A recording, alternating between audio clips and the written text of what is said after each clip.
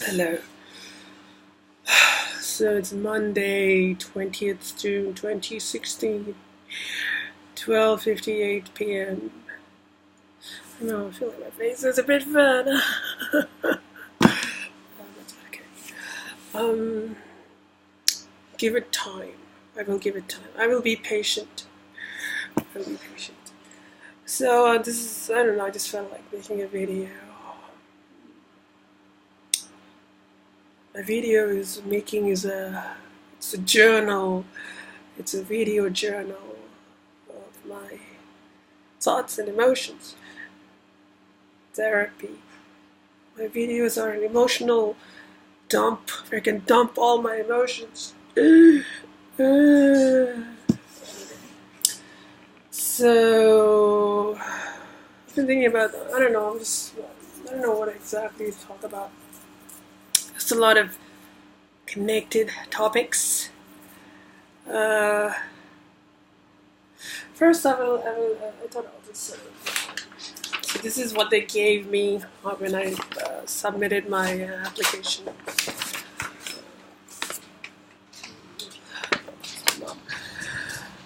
So what they say is.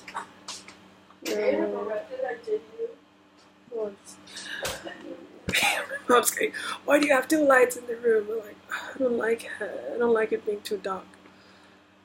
What is this? It's this thing about like, if my application is accepted, I have to go to the ceremony, admission ceremony, and someone has to move my admission. This is okay. So who can move my admission? A local lawyer currently on the roll in New South Wales or an Australian legal practitioner can move your admission.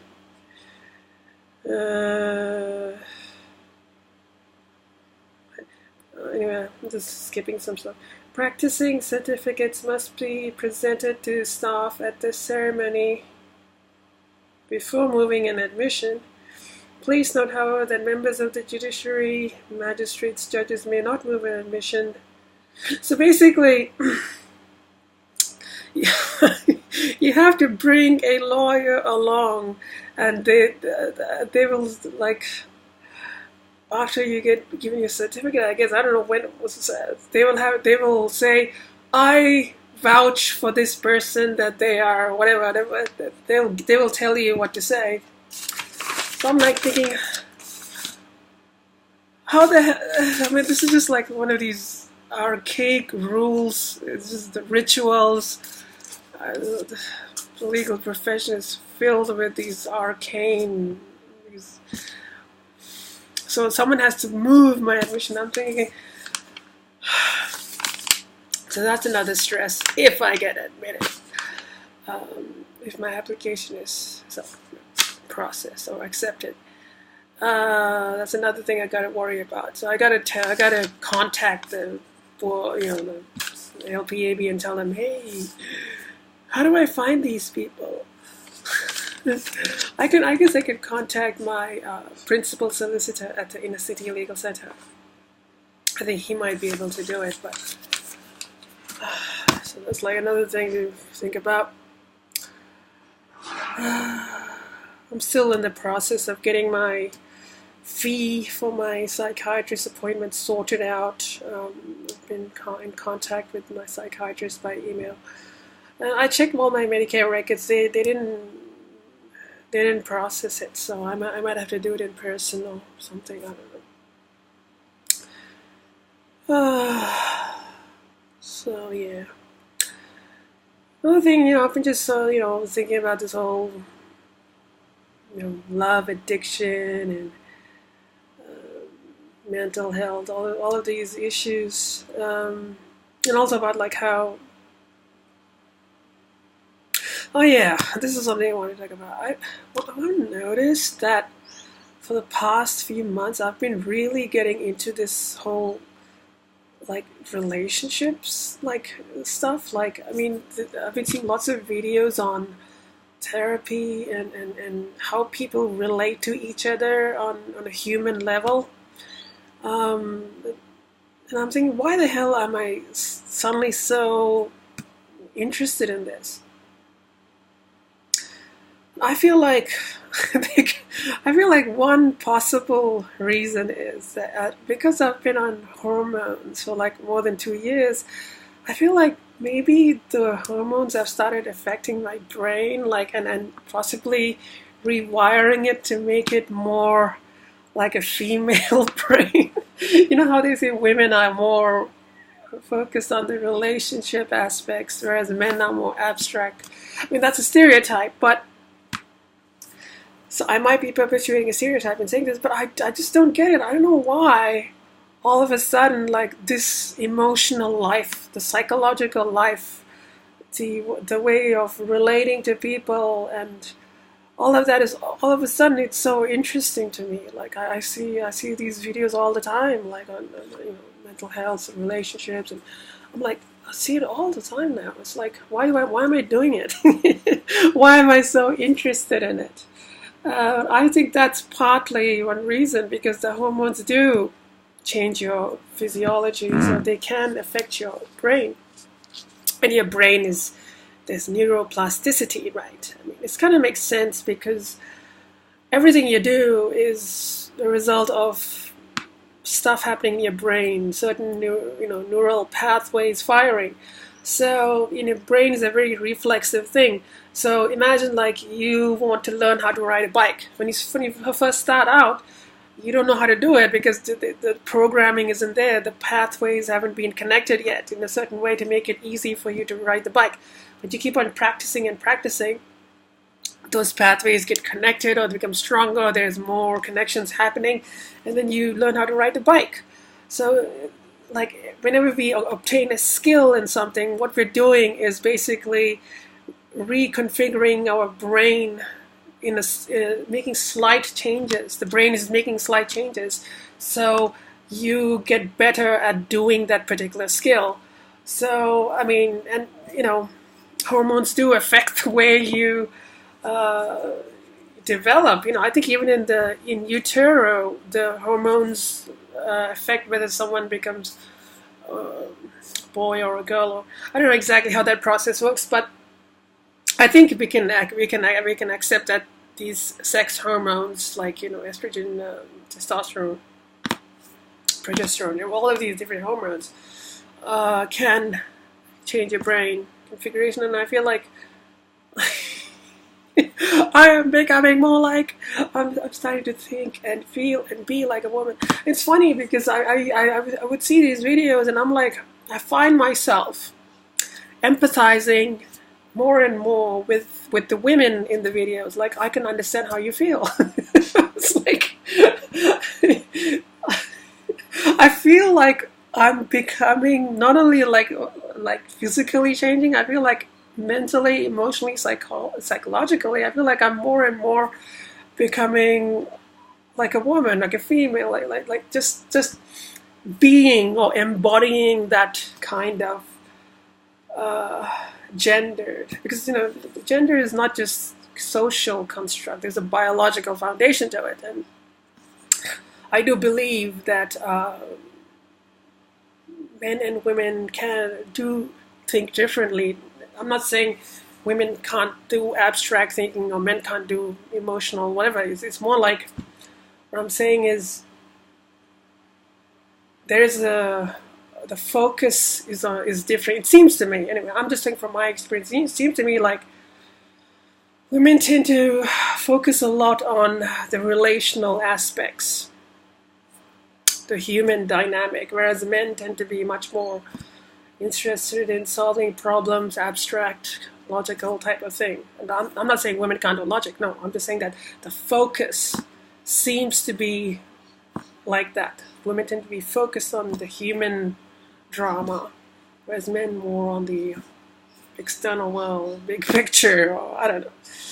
Anyway, that's a stereotype. That might be simplifying things, but okay, so that's one possible reason, is my hormonal changes. I mean, I think that's, I feel like, when I listen to videos, I just find myself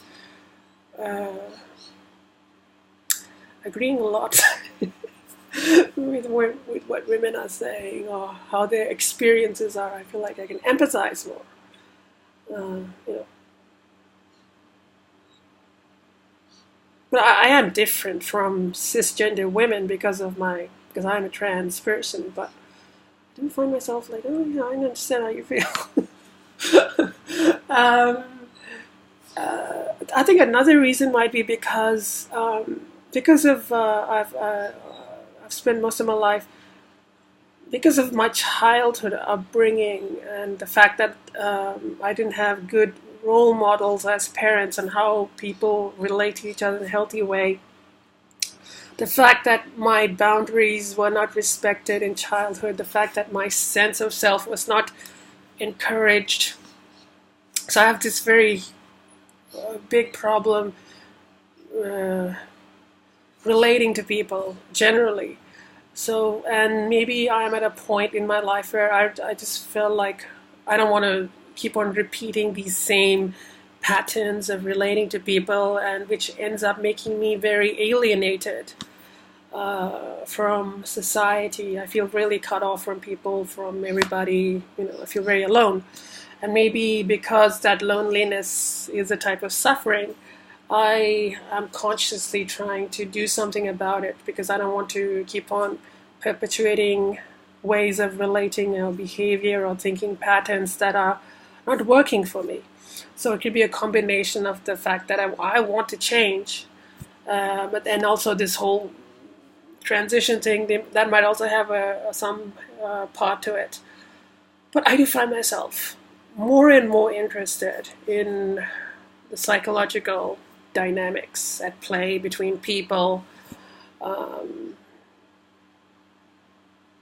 how people relate to each other. I mean, even like friendships. Like I really do not know how to be a friend to someone. I mean, throughout my whole life, I've hung around with people, but I don't think I was really a friend to them. I don't think there was any kind of intimacy, even as a friend. Like I could never connect to people. I don't know. So I think I was like a convenience for other people because I used to always be there, but I wasn't really. There was no emotional depth to those relationships, even just friendships. There was no depth to it because I just didn't know how to be authentic, you know. So anyway, so and also like okay, so thinking about this whole love addiction, and so what is love? You know, I mean, to me, I've noticed that I don't know how to say this. This whole this is going to sound pretty. I don't know how to. I tend to. I don't think I'm alone in this, but I tend to. To me, when I think of love, or when I think of these intense feelings, to me they manifest themselves in my psychology when I am in an abusive environment, or when I'm being abused, hurt. I tend to feel these intense feelings. I don't know what they are. They seem like they're partly erotic, partly emotional, maybe the desire, romantic. I don't know. It's just a very intense feeling. I would say it's a trauma bonding. I think, and I had this kind of way of being when I was a very young child. I could remember very early on, and like I used to have I remember like when I was 5 or 6 having this dream. I saw this TV show, and in that TV show, I think it was called Heart to Heart, or it might be an American TV show. There was this one episode where this person, I don't know if it's a woman or a man, but someone was being strapped onto a chair and they were being tortured or something, and I found that very erotic. I found that it really turned me on. Like as a kid, I didn't even know anything about my young child sexuality or whatever it was developing. I found that really erotic, and I think all of this stuff comes from my relationship I had with my dad, because he was always I was always afraid of him, and even as a child, I remember there was this one.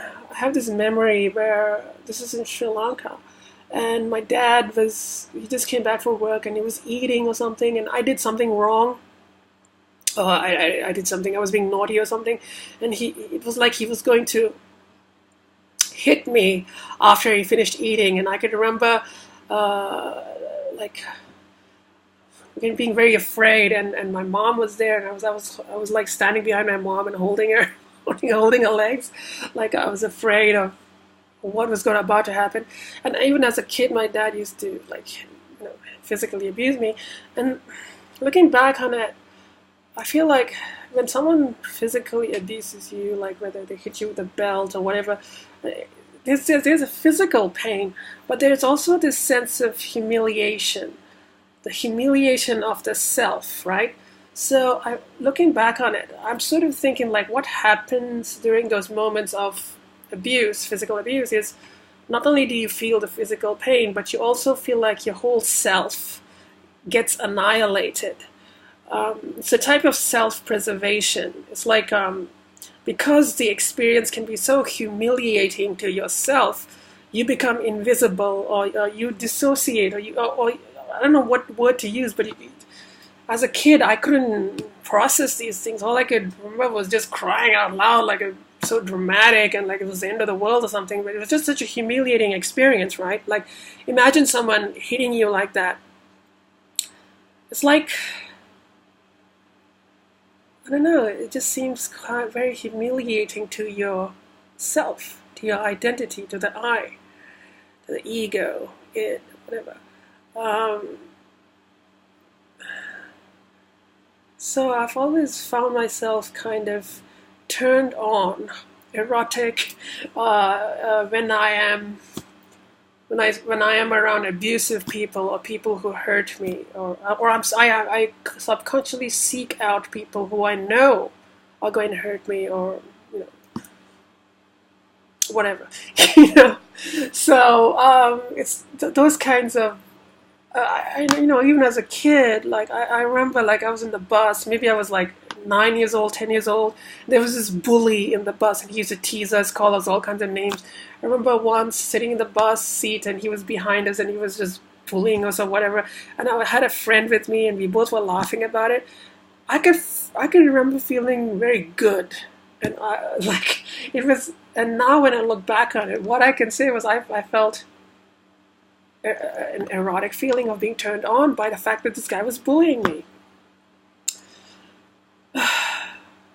Anyway, so, but I couldn't recognize this as a kid. I didn't know anything about this. So anyway, but anyway, this is what's happening here is certain chemicals are being released in your brain, and yeah, it is kind of an addictive thing.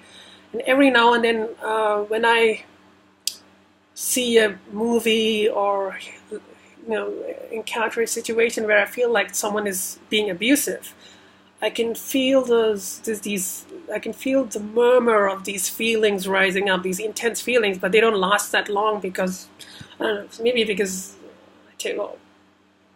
I'm unable to be that erotic these days because of my hormones or whatever, but I know what they are now, so I'm not really, because those intense feelings can, those erotic, whatever feelings they are, these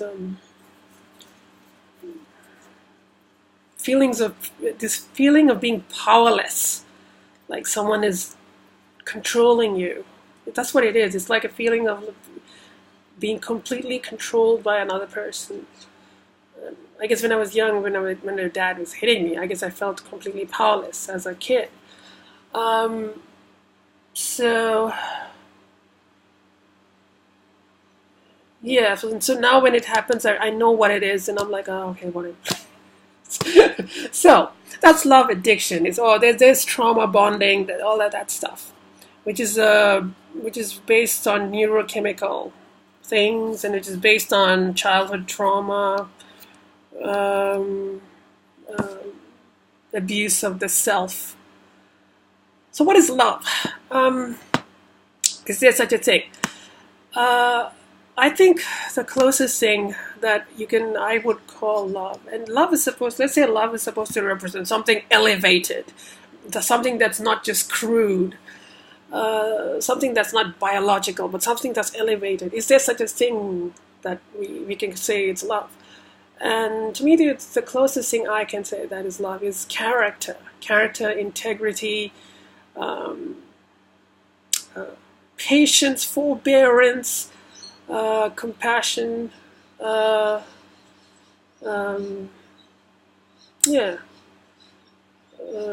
yeah, stuff like that. Character. I think there's this passage in Corinthians. Please forgive the biblical reference, but if you've seen the Three Colors Blue, it's a movie by Krzysztof Kieslowski, and that movie is about grief and loss. It's about this woman. Spoiler alert: Three Colors Blue. It's about this woman. She loses her husband and her child in a car accident, and then that's her grief, right? And then she cuts herself off from life and from people, because that's the way she initially coped with that grief. And then later on, life, like there are all these little things that remind her of of her family, and all these, like a jewel or a sound or whatever, and that will bring her back to life. So basically, she has to go through in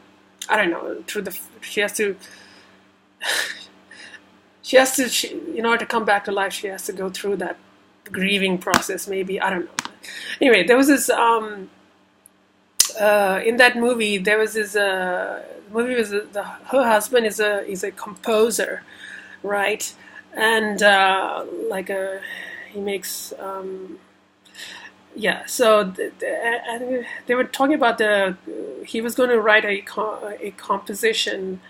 A symphonic composition for bringing Europe together, or like something. I think this is before when the European Union was formed, or he was going to write something for that ceremony or something. And so they in that movie they quoted 1 Corinthians 13. So I will read it. It's called The Way of Love. If I speak in the tongues of men and of angels, but have not love, I am a noisy gong or a clanging cymbal. And if I have prophetic powers and understand all mysteries and all knowledge, and if I have all faith so as to remove mountains, but have not love, I am nothing. If I give away all I have, and if I deliver up my body to be burned, but have not love, I gain nothing. Okay, now that sounds a bit like, airy-fairy. Okay, but this is the part which I think describes what love is. Love is patient and kind. Love does not envy or boast. It is not arrogant or rude. It does not insist on its own way. It is not irritable or resentful. It does not rejoice at wrongdoing, but rejoices with the truth. Love bears all things, believes all things, hopes all things, endures all things. Anyway, so the other part is something else. Anyway, so there's love addiction, which is based on emotional, chemical attachments and ways of relating to people. And then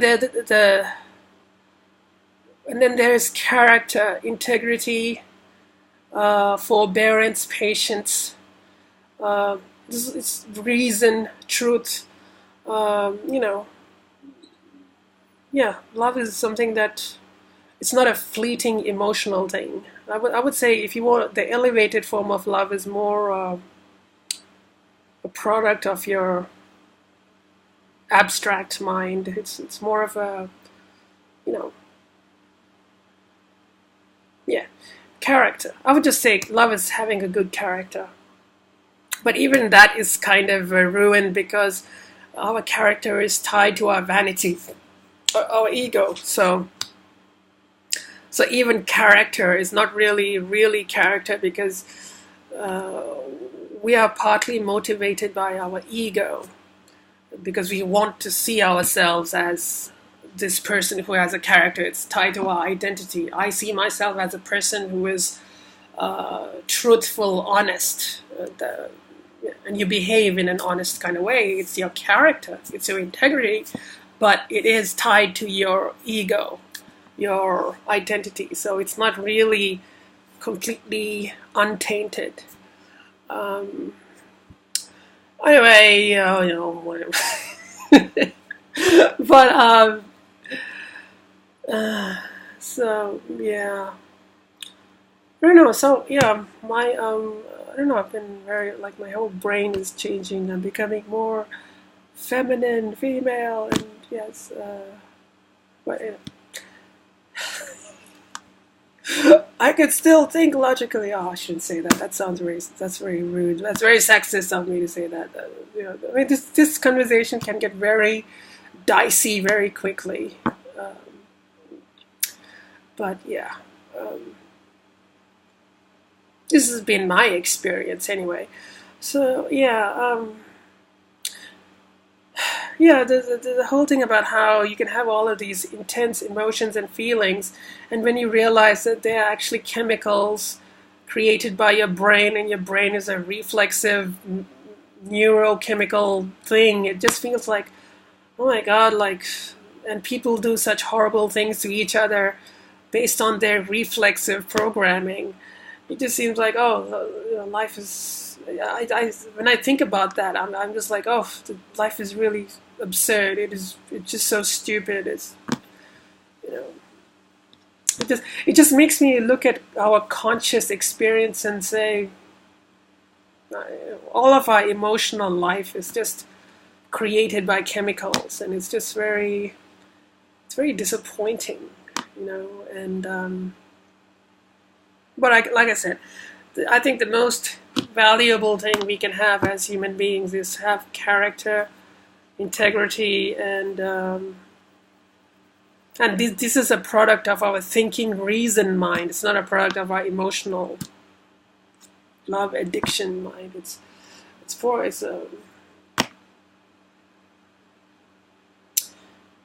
yeah.